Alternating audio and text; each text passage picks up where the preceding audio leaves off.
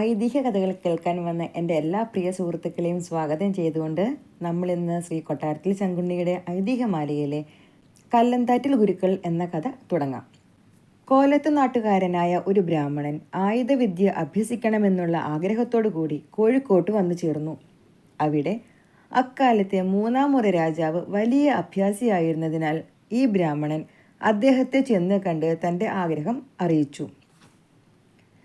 രാജാവ് സന്തോഷസമേതം ബ്രാഹ്മണന്റെ അപേക്ഷയെ സ്വീകരിച്ചു. ഒരു ശുഭമുഹൂർത്തത്തിൽ ബ്രാഹ്മണൻ അഭ്യാസം ആരംഭിക്കുകയും ചെയ്തു.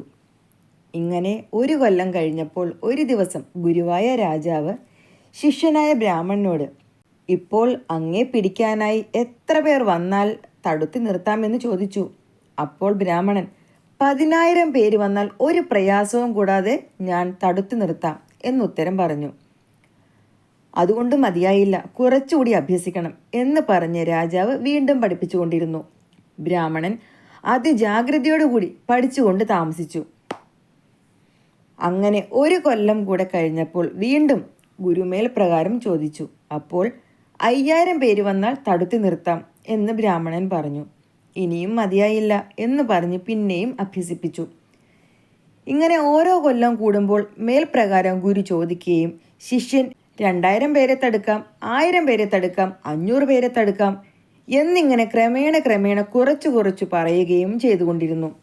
അങ്ങനെ 12 കൊല്ലം കഴിഞ്ഞപ്പോൾ ഇപ്പോൾ എന്തു തോന്നുന്നു എന്ന് ഗുരു ചോദിച്ചു. ഒരാൾ വന്നാൽ തടുത്തു നിർത്താമെന്ന് തോന്നുന്നുണ്ട് എന്ന് ശിഷ്യൻ ഉത്തരം പറഞ്ഞു. ഇനിയും മതിയായെന്ന് തോന്നുന്നില്ല, കുറച്ചുകൂടെ പഠിക്കണം എന്ന് പറഞ്ഞു ഗുരു പിന്നെയും പഠിപ്പിക്കുകയും ശിഷ്യൻ പഠിക്കുകയും ചെയ്തുകൊണ്ടിരുന്നു. ഈ ഗുരു ശിഷ്യന്മാരുടെ മേൽ പറഞ്ഞ ചോദ്യോത്തരങ്ങൾ കൊണ്ട് അല്പജ്ഞാനം അഹമ്മദിയെ ഉണ്ടാക്കുന്നതാണെന്ന് സ്പഷ്ടമാക്കുന്നു. ആദ്യം ബ്രാഹ്മണൻ നിരോധന മാർഗങ്ങളല്ലാതെ പരാക്രമണ വൈഷമ്യങ്ങൾ ഗ്രഹിക്കുകയും പിന്നീട് അതുകൂടെ ഗ്രഹിച്ചു തുടങ്ങുകയും ചെയ്തതുകൊണ്ടാണ് മേൽപ്രകാരം പറഞ്ഞത്. ഇങ്ങനെ കുറച്ചു കാലം കൂടെ കഴിഞ്ഞപ്പോഴേക്ക് ഈ ബ്രാഹ്മണൻ ഒരൊന്നാന്തരം അഭ്യാസിയായി തീർന്നു. ഇനി പഠിച്ചത് മതി എന്ന് അദ്ദേഹത്തിന് തന്നെ തോന്നി തുടങ്ങി. എങ്കിലും ഗുരു സമ്മതിച്ചില്ല. ശിഷ്യവത്സലനായ ആ രാജാവ് പോരാ മെയ്യ് കണ്ണാകണം എന്ന് പറഞ്ഞുകൊണ്ട് പിന്നെയും അഭ്യസിപ്പിച്ചു. ഇങ്ങനെ ഇരിക്കുമ്പോൾ ഒരു ദിവസം ഈ ബ്രാഹ്മണൻ രാവിലെ പതിവുള്ള അഭ്യാസവും കഴിഞ്ഞ് തേച്ച് കുളിക്കാനായി സർവാംഗം എണ്ണയും തേച്ചുകൊണ്ട് പുറപ്പെട്ടു. ബ്രാഹ്മണൻ അവിടെയുള്ള ഒരു മതിൽക്കെട്ടിനകത്തിരുന്നാണ് എണ്ണ തേച്ചത്. ആ മതിൽക്കെട്ടിൽ നിന്ന് പുറത്തേക്ക് ഇറങ്ങുന്നതിനുള്ള വാതിൽക്കൽ മതിൽക്കകത്ത് പുറത്തായിട്ട് 2 വശത്തും ഓരോരുത്തർ ഓരോ കുന്തവും പിടിച്ചുകൊണ്ട് നിൽക്കുന്നതിനും ബ്രാഹ്മണൻ വാതിൽക്കൽ വന്നിറങ്ങുമ്പോൾ 2 പേരും 2 വശത്തു നിന്നും പെട്ടെന്ന് കുത്തുന്നതിനും കൽപ്പന കൊടുത്ത് 2 പേരെ ഗുരുവായ രാജാവ് നിർത്തിയിട്ടുണ്ടായിരുന്നു. രാജാവും അവിടെ ഒരു സ്ഥലത്ത് മറഞ്ഞിരുന്നു. ബ്രാഹ്മണൻ ഈ വിവരമൊന്നും അറിയാതെ പതിവ് പോലെ വാതിൽക്കൽ വന്ന് പുറത്തേക്ക് ഇറങ്ങി. പെട്ടെന്ന് 2 വശത്തും നിന്നിരുന്ന കുന്തക്കാർ ഓരോ കുത്തും വെച്ചു കൊടുത്തു. കുത്തു കൊണ്ടതിന് ശേഷമേ ബ്രാഹ്മണൻ കുന്തക്കാരെ കണ്ടുള്ളൂ. എങ്കിലും ഉടനെ അദ്ദേഹം അവിടെ നിന്ന് ചാടിക്കളഞ്ഞു.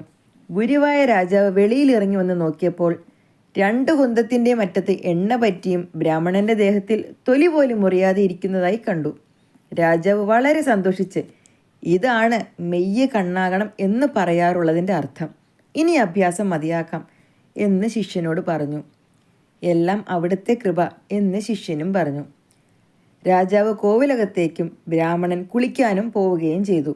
രാജാവ് ഇപ്രകാരം തൻ്റെ പ്രിയ ശിഷ്യനെ കുന്തം കൊണ്ട് കുത്തിച്ചത് ശിഷ്യന്റെ അഭ്യാസബലത്തെ പരീക്ഷിക്കുന്നതിനായിട്ടും ഇതുകൊണ്ട് തൻ്റെ ശിഷ്യന് അപകടമൊന്നും പിണയുകയില്ലെന്നുള്ള നിശ്ചയമുണ്ടായിട്ടും ആണെന്നുള്ളത് പ്രത്യേകം പറയണമെന്നില്ലല്ലോ.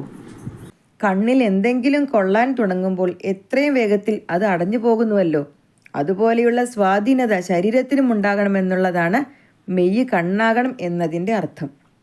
അത്യന്തം ഊക്കോടുകൂടി കുത്തിയ അതിനിശിതങ്ങളായ കുന്തങ്ങൾ തൻ്റെ ദേഹത്തിൽ കൊണ്ടതിന് ശേഷം വിവരമറിഞ്ഞ് തൊലി മുറിയുന്നതിന് മുമ്പായി ചാടിക്കളയണമെങ്കിൽ അദ്ദേഹത്തിന് എത്രമാത്രം മെയ്സ്വാധീനം ഉണ്ടായിരിക്കണം.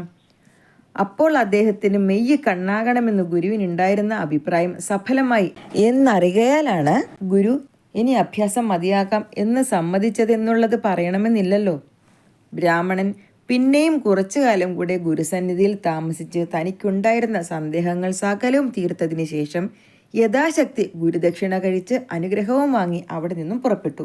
അനന്തരം അദ്ദേഹം ഓരോ ദേശങ്ങളിൽ സഞ്ചരിച്ച് ക്രമേണ കായംകുളത്ത് ചെന്നു ചേർന്നു. ആ രാജ്യം അന്ന് തിരുവിതാംകോട്ടയ്ക്ക് ചേർന്നിട്ടില്ലായിരുന്നു. കായംകുളത്ത് രാജാവിനെ ചെന്ന് കണ്ട് അദ്ദേഹം കൽപ്പന പ്രകാരം അവിടുത്തെ സൈന്യങ്ങളെ ആയോധന വിദ്യ അഭ്യസിച്ചുകൊണ്ട് കുറഞ്ഞൊരു ദിവസം അവിടെ താമസിച്ചു. എങ്കിലും അധികകാലം താമസിക്കാതെ അവിടുത്തെ രാജാവിൻ്റെ നടപടികൾ അദ്ദേഹത്തിന് അത്ര രസിക്കായികയാൽ അദ്ദേഹം അവിടെ നിന്ന് പോയിക്കളഞ്ഞു.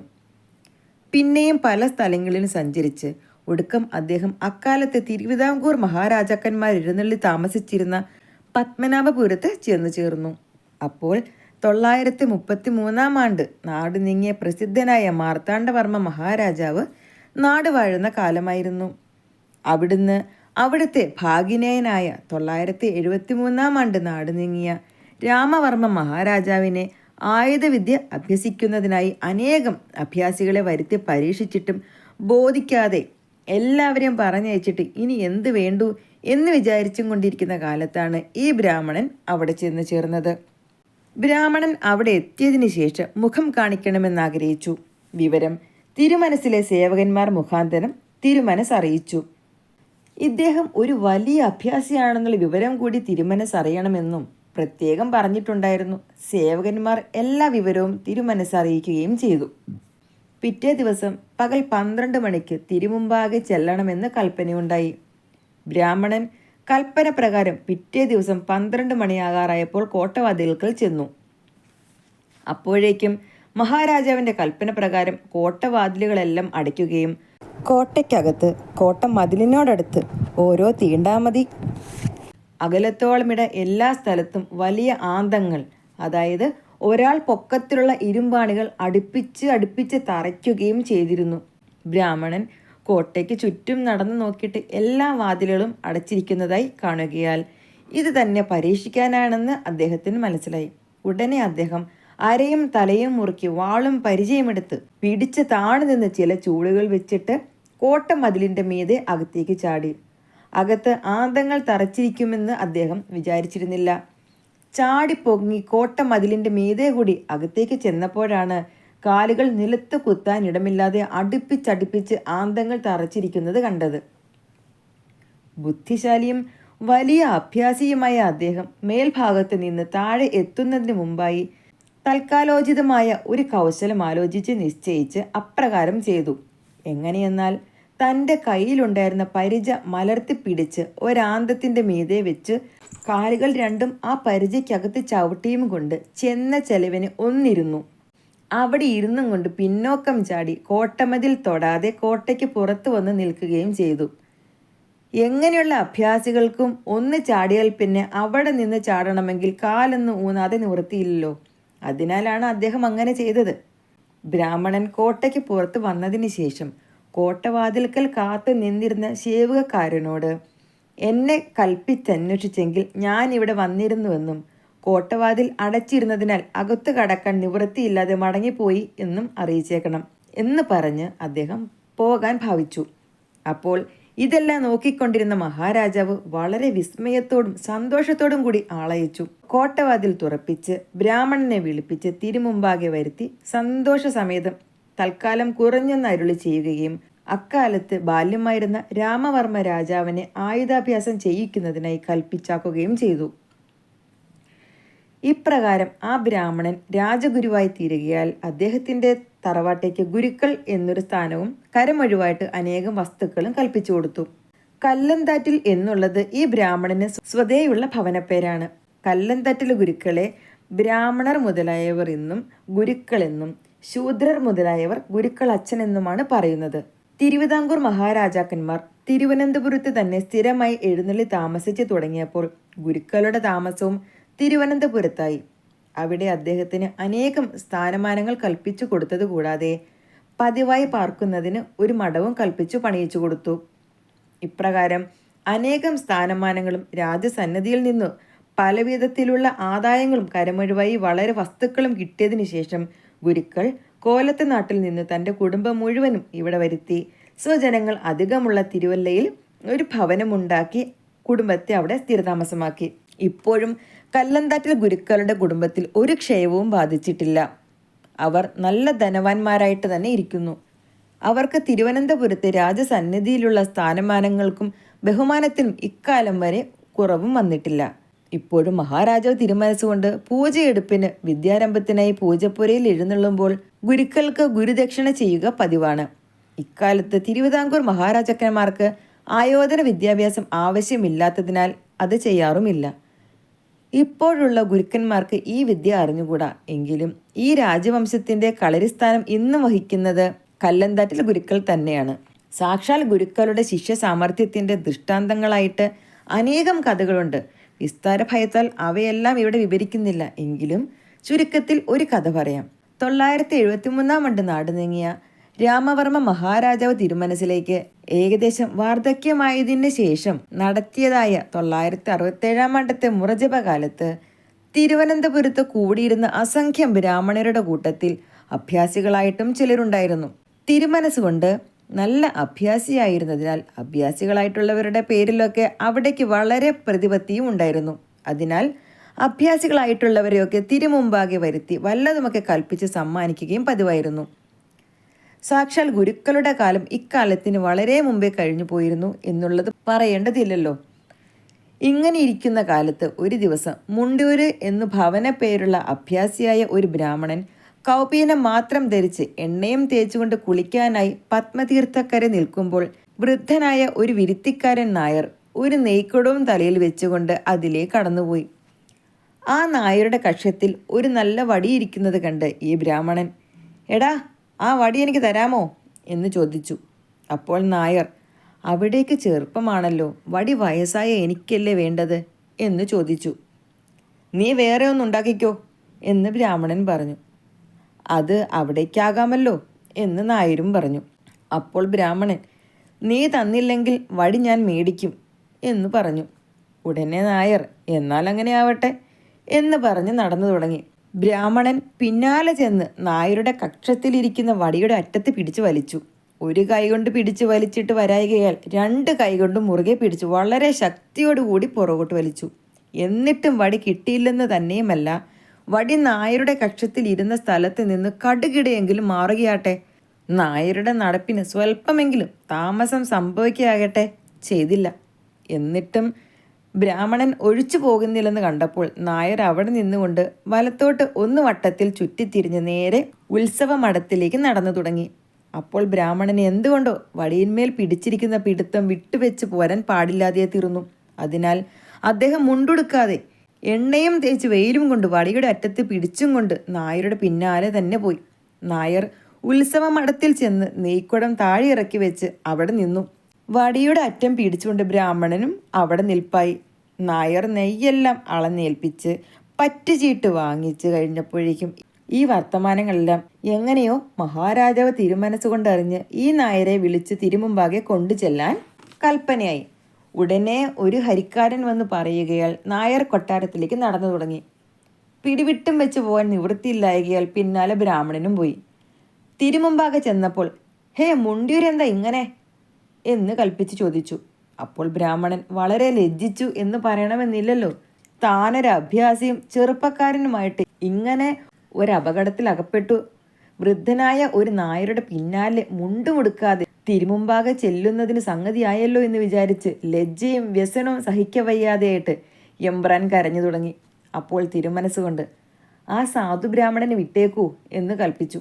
ഉടനെ നായർ, അടിയൻ എന്ന് പറഞ്ഞ് അവിടെ നിന്നും കൊണ്ട് ഇടത്തോട്ട് ഒന്ന് തിരിഞ്ഞു. അപ്പോൾ ബ്രാഹ്മണന്റെ പിടിവിട്ടു. ഇനി വേഗം പോയി ഊണ് കഴിച്ചു വരൂ എന്ന് കൽപ്പിച്ചു. ബ്രാഹ്മണൻ പോവുകയും ചെയ്തു. നായർ ബ്രാഹ്മണനോട് ചെയ്ത പ്രയോഗം തിരുമനസ്സിലേക്കും അറിയാമായിരുന്നു. എങ്കിലും അത് സാധാരണക്കാരായ അഭ്യാസികൾക്ക് അറിഞ്ഞുകൂടാത്തതായിരുന്നതിനാൽ ഈ നായർ സാമാന്യനല്ലെന്നും ആ നായരെ കണ്ടപ്പോൾ തന്നെ അയാൾ എവിടെയോ വെച്ച് താൻ മുമ്പൊരിക്കൽ കണ്ടിട്ടുണ്ടെന്നും തിരുമനസ്സിൽ തോന്നുകയാൽ, നീ എവിടുത്തുകാരനാണ്, ആരാണ് എന്നൊക്കെ കൽപ്പിച്ച് ചോദിച്ചു. അപ്പോൾ നായർ തൊഴുതുകൊണ്ട് താഴെ വരുന്ന പ്രകാരം വിനയപൂർവ്വം അറിയിച്ചു, അടിയൻ കായംകുളത്തുകാരൻ ഒരു ശൂദ്രനാണ്. തിരുമനസ്സിലെ വിരുത്തിക്കാരിൽ ഒരുവനുമാണ്. ഇവിടെ മുറജപം അടിയന്തരം വകയ്ക്ക് നെയ്യ് ഏൽപ്പിക്കാനായി വിടകൊണ്ടതാണ്. കൽപ്പിച്ച് അടിയനെക്കുറിച്ച് ഓർക്കാനിടയുണ്ട്. ഇത്രയും കേട്ടപ്പോൾ തിരുമനസ്സിലേക്ക് ഓർമ്മയുണ്ടായി. എങ്കിലും സംഗതി അയാളെ കൊണ്ട് തന്നെ പറയിക്കാനായി, ഓർക്കാനുള്ള കാരണം എന്താണ് എന്ന് കൽപ്പിച്ച് ചോദിച്ചു. അപ്പോൾ നായർ, തിരുമനസ്സുകൊണ്ട് കായംകുളം പിടിക്കാനായി എഴുന്നള്ളിയ കാലത്ത് കോട്ടയ്ക്ക് മീതെ കുതിരയെ ചാടിച്ചപ്പോൾ കുതിര ഒരു വെട്ടുകൊള്ളുകയാൽ കോട്ടയ്ക്ക് പുറത്തേക്ക് വീഴുകയും തിരുമേനി കോട്ടയ്ക്കകത്തേക്ക് ചാടുകയും ചെയ്തത് തിരുമനസ്സിൽ ഓർമ്മയുണ്ടായിരിക്കുമല്ലോ. അന്ന് കൊത്തളത്തിൽ ഒളിച്ചിരുന്ന് കുതിരയുടെ കാൽ വെട്ടിയത് അടിയനാണ്. ആ സമയം കൽപ്പിച്ച് അടിയനെ കണ്ടിട്ടുണ്ടല്ലോ എന്നറിയിച്ചു. ശരി ശരി, ഇതും നമുക്ക് ഓർമ്മയുണ്ട്. നിന്നെ കണ്ടപ്പോൾ തന്നെ നമുക്ക് മനസ്സിലായി. എങ്കിലും ചോദിച്ചു എന്നേ ഉള്ളൂ. നീ കായംകുളം രാജാവിൻ്റെ ഒരു സൈനികനായിരുന്നു അല്ലേ എന്ന് ചോദിച്ചു. നായർ അടിയൻ എന്നറിയിച്ചു. തിരുമനസ്സുകൊണ്ട് എന്നിട്ടിപ്പോൾ ഇവിടെ നെയ്ച്ചുമുടും കൊണ്ട് വന്നത് എന്തിനാണ് എന്ന് കൽപ്പിച്ച് ചോദിച്ചു. നായർ, അന്ന് അടിയൻ്റെ കരിക്കാടി അതായിരുന്നു, ഇന്ന് അടിയൻ്റെ കരിക്കാടി ഇതാണ് എന്നറിയിച്ചു. മഹാരാജാവ് സന്തോഷിച്ച്, ശരി, അന്നന്ന് തിന്നുന്ന ചോറിൻ്റെ നന്ദി കാണിക്കുന്നത് പുരുഷധർമ്മമാണ്, ഇങ്ങനെ തന്നെ വേണം എന്ന് കൽപ്പിച്ച് പിന്നെയും തിരുമനസ്സുകൊണ്ടും ആ നായരും കൂടി വിദ്യാഭ്യാസ സംബന്ധമായും മറ്റും കുറഞ്ഞൊരു നേരം സംഭാഷണം ചെയ്തു. അപ്പോൾ നായരും വിശേഷാൽ ഗുരുക്കളുടെ ശിഷ്യനാണെന്ന് മനസ്സിലാവുകയാൽ അയാളെക്കുറിച്ച് വിശേഷിച്ചും തിരുമനസ്സിൽ സന്തോഷമുണ്ടായി. തങ്ങളുടെ സതീർത്ഥന്മാരെക്കുറിച്ച് ഒരു പ്രത്യേക സ്നേഹം എല്ലാവർക്കും ഉണ്ടാകുന്നതാണല്ലോ. ഉച്ച തിരിഞ്ഞ് വീണ്ടും വരണമെന്ന് കൽപ്പിച്ച് അപ്പോൾ നായരെ പറഞ്ഞയച്ചു. ഉച്ച തിരിഞ്ഞപ്പോൾ അഭ്യാസികളായിട്ടുള്ള ബ്രാഹ്മണരെല്ലാം തിരുമുമ്പാകെ എത്തി. ആ കൂട്ടത്തിൽ മുണ്ടിയൂർ എന്ന ബ്രാഹ്മണനും ഉണ്ടായിരുന്നു. കായംകുളത്തുകാരൻ നായരും വന്നു ചേർന്നു. അപ്പോൾ അവിടെ അണ്ഡാകൃതിയായിട്ട് ഒരു വലിയ ഇരുമ്പ് കട്ടി കിടപ്പുണ്ടായിരുന്നു. ഇതാർക്കെങ്കിലും എടുത്തു പൊക്കാമോ എന്ന് രാജാവ് കൽപ്പിച്ച് ചോദിച്ചു. അത് കേട്ട് അഭ്യാസികളായിട്ടുള്ള ഓരോ ബ്രാഹ്മണൻ ചെന്ന് എടുത്തു നോക്കി. ആ കട്ടിയൊന്ന് ഇളക്കാൻ പോലും ആർക്കും കഴിഞ്ഞില്ല. ഒടുക്കം മുണ്ടിയൂർ ബ്രാഹ്മണൻ എടുത്ത് മുട്ടോളം പൊക്കി, പിന്നെ നായരെടുത്ത് അരയോളം പൊക്കി, പിന്നെ അതെടുക്കാൻ ആരുമുണ്ടായില്ല. ഒടുക്കം തിരുമനസ്സുകൊണ്ട്, നമുക്കിപ്പോൾ വാർദ്ധക്യം കൊണ്ട് ക്ഷീണമായി, എങ്കിലും ഒന്ന് പരീക്ഷിച്ച് നോക്കാം എന്ന് കൽപ്പിച്ചുകൊണ്ട് ചെന്നെടുത്ത് കഴുത്തോളം പൊക്കി. വിദ്യാഭ്യാസ കാലത്ത് ഇതെടുത്ത് ദിവസം തോറും 1000 പ്രാവശ്യം വീതം തലയ്ക്ക് മീതെ പൊക്കി പുറകോട്ടിടാറുണ്ട്. ഇപ്പോൾ ഒന്നിനും വയ്യാതായി എന്ന് കൽപ്പിച്ചു. വളരെ വയസ്സും ക്ഷീണവുമായ തിരുമനസ്സുകൊണ്ട് എടുത്തു പൊക്കിയ ഇരുമ്പ് കെട്ടി ചെറുപ്പക്കാരായ തങ്ങൾക്ക് ഒന്നിളക്കാൻ പോലും കഴിഞ്ഞില്ലല്ലോ എന്ന് വിചാരിച്ച് അഭ്യാസികളെന്ന നാട്യത്തോടുകൂടി അവിടെ കൂടിയിരുന്നവരെല്ലാം ലജ്ജിച്ചുപോയി. കായംകുളത്തുകാരൻ നായർക്ക് സബഹുമാനം അനേകം സമ്മാനങ്ങൾ കൽപ്പിച്ചു കൊടുത്തതുകൂടാതെ ആജീവനാന്തം അയാൾക്കുള്ള വിരുത്തി വസ്തു ഊഴിയും കൂടാതെ അനുഭവിച്ചു കൊള്ളുന്നതിനും കൽപ്പിച്ചതിനും പുറമെ പ്രതിമാസം കുറേ പണം അടുത്തൂണായിട്ടും കൽപ്പിച്ചു പതിച്ചു കൊടുത്തു. ഗുരുക്കളുടെ ശിക്ഷാ സാമർഥ്യം നിമിത്തം രാമവർമ്മ മഹാരാജാവിന് സിദ്ധിച്ച അഭ്യാസഫലം ചരിത്ര പ്രസിദ്ധമായിട്ടുള്ളതാകിയാൽ അധികം വിസ്തരിക്കണമെന്നില്ല. എങ്കിലും അവിടുന്ന് വിദ്യാഭ്യാസം ചെയ്തു കഴിഞ്ഞ ഉടനെ ഉണ്ടായതായ ഒരു സംഗതി മാത്രം പറയാം. തിരുമനസ്സുകൊണ്ട് ഗുരുക്കളുടെ അടുക്കൽ വിദ്യാഭ്യാസം തുടങ്ങി കുറച്ചു കഴിഞ്ഞപ്പോൾ മുതൽ അവിടുത്തെ മാതുലനായ മാർത്താണ്ഡവർമ്മ മഹാരാജാവ് കോഴിക്കോട്ടെ രാജാവ് ഗുരുക്കളുടെ അഭ്യാസകാലത്ത് ചോദിച്ചതുപോലെ ചോദിക്കുകയും ഗുരുക്കൾ അന്ന് പറഞ്ഞതുപോലെ 10,000 പേരെ തടുക്കാമെന്നും 5,000 പേരെ തടുക്കാമെന്നൊക്കെ തിരുമനസ്സുകൊണ്ട് ഉത്തരം അറിയിക്കുകയും ചെയ്തുകൊണ്ടിരുന്നു. ഒടുക്കം അഭ്യാസം ഒട്ട് കഴിഞ്ഞതിന് ശേഷം ഒരു ദിവസം മാർത്താണ്ഡവർമ്മ മഹാരാജാവ് പത്മനാഭപുരം കൊട്ടാരത്തിൽ മാളികയിൽ എഴുന്നള്ളി നിൽക്കുന്ന സമയം രാമവർമ്മ മഹാരാജാവ് മാളികയിലേക്ക് കോവണിയിൽ കൂടെ കയറി ചെന്നു. അപ്പോൾ മാർത്താണ്ഡവർമ്മ മഹാരാജാവ് കോവണി വാതിൽക്കൽ ഒരു വശത്തേക്ക് മാറി ഒളിച്ചു നിൽക്കുകയായിരുന്നു. രാമവർമ്മ മഹാരാജാവിന് തൻ്റെ മാതുലൻ നിൽക്കുന്നത് കാണാൻ പാടില്ലായിരുന്നു. അവിടുന്ന് കോവണിയിൽ കൂടെ കയറി ഒട്ടു മുകളിലായ സമയം മാർത്താണ്ഡവർമ്മ മഹാരാജാവ് തൻ്റെ കയ്യിലിരുന്ന പള്ളിവാൾ കൊണ്ട് രാമവർമ്മ മഹാരാജാവിൻ്റെ കഴുത്ത് നോക്കി ഒരു വെട്ടുകൊടുത്തു. വെട്ട് കഴുത്തിൽ കൊണ്ടതിന് ശേഷമേ രാമവർമ്മ മഹാരാജാവ് അറിഞ്ഞുള്ളൂ. എങ്കിലും അവിടുന്ന് തൊലി മുറിയുന്നതിന് മുമ്പായി ആ കോവണിപ്പടിയിൽ താണിരുന്ന് കളഞ്ഞു. വെട്ട് കൊട്ടാരമാളികയുടെ ഒരു കഴുക്കോലിന് കൊള്ളുകയാൽ കഴുക്കോൽ മുറിഞ്ഞുപോയി. ഉടനെ ഗുരുക്കൾ അവിടെ എത്തി. അവിടെ നീ കഠിന പ്രവൃത്തി ചെയ്തത് എന്താണെന്ന് ചോദിച്ചു. അപ്പോൾ മാർത്താണ്ഡവർമ്മ മഹാരാജാവ്, ഒന്നുമില്ല, ഉണ്ണിയുടെ വിദ്യാഭ്യാസം കഴിയാറായല്ലോ, അയാൾ വല്ലതും പഠിച്ചിട്ടുണ്ടോ എന്ന് പരീക്ഷിച്ച് നോക്കുകയായിരുന്നു. ഇപ്രകാരമുള്ള ചതിപ്രയോഗങ്ങൾ ശത്രുക്കളിൽ നിന്ന് സാധാരണയായി സംഭവിക്കാവുന്നതാണ്. അതിൽ നിന്ന് സ്വാത്മരക്ഷ ചെയ്യാൻ കഴിയാത്തവർ ഈ വംശത്തിൽ ജീവിച്ചിരുന്നിട്ട് പ്രയോജനമില്ല. അതിന് കഴിയുന്നവനാണെങ്കിൽ ഇതുകൊണ്ട് വൈഷമ്യം ഒന്നും വരാനുമില്ലല്ലോ എന്ന് വിചാരിച്ച് അങ്ങനെ ചെയ്തതാണ് എന്ന് കൽപ്പിച്ചു. എൻ്റെ ഗുരുനാഥൻ്റെ അനുഗ്രഹം കൊണ്ട് എൻ്റെ അടുക്കൽ പഠിക്കുന്നവർക്ക് ഇപ്രകാരമുള്ള പ്രയോഗങ്ങളിലൊന്നും അപകടം പറ്റുമെന്ന് തോന്നുന്നില്ല എന്ന് ഗുരുക്കൾ അറിയിച്ചു. മേൽ പറഞ്ഞ പ്രകാരം അനേകം പരീക്ഷകൾ കഴിഞ്ഞതിന് ശേഷമാണ് മാർത്താണ്ഡവർമ്മ മഹാരാജാവ് തൻ്റെ ഭാഗിനേയനെ കായംകുളം മുതലായ സ്ഥലങ്ങളിലെ യുദ്ധങ്ങൾക്ക് തന്നോടുകൂടി കൊണ്ടുപോവുകയും ചില സമയങ്ങളിൽ തനിച്ചു പറഞ്ഞയക്കുകയും ചെയ്തു തുടങ്ങിയത്. ശിഷ്യന്മാരുടെ യോഗ്യത ഗുരുക്കന്മാരുടെ യോഗ്യതയ്ക്ക് ദൃഷ്ടാന്തമാകിയാൽ രാമവർമ്മ മഹാരാജാവിന് സിദ്ധിച്ച വൈദഗ്ധ്യമെല്ലാം ഗുരുക്കളുടെ ശിക്ഷാ നൈപുണ്യത്തിൽ നിന്നുണ്ടായതാണെന്ന് വിശേഷിച്ച് പറയണമെന്നില്ലല്ലോ. നിങ്ങൾക്ക് ഇനിയും ഐതിഹ്യ കഥകൾ കേൾക്കാൻ താല്പര്യമുണ്ടെങ്കിൽ ദയവായി നമ്മുടെ ചാനൽ സബ്സ്ക്രൈബ് ചെയ്യുക. മറ്റൊരു കഥയുമായി നമുക്ക് നാളെ വീണ്ടും കാണാം.